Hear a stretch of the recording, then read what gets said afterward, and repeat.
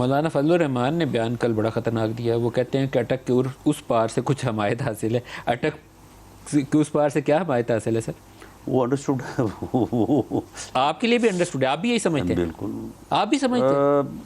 نہیں دیکھیں یہ جو گریز کر گئے کہتے ضمنی الیکشن جو ہے نا اس میں میرے اندازے کے مطابق تو کچھ نہیں ہوا. ضمنی الیکشن پنجاب میں تھا, وہ کسی اور کانٹیکس میں کہہ رہے ہیں. کیا اوور آل وہاں سے ہے سپورٹ انہیں؟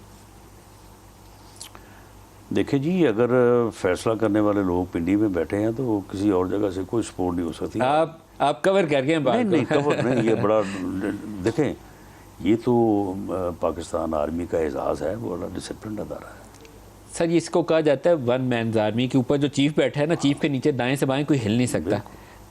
تو لیکن عدلیہ کے اندر جو چیز نظر آئی مجھے, اگر وہ والا ایک علیحدہ تھاٹس ہو سکتی ہیں, اور علیحدہ تھاٹس اگر اسرٹیو ہو رہی ہیں تو پھر ایک ایشو ہے. دیکھیں یہ بات جو ہے یہ اسی طرح سے کی جاتی ہے, اسی طرح سے رہنی چاہیے, اسی طرح سے ہونی چاہیے.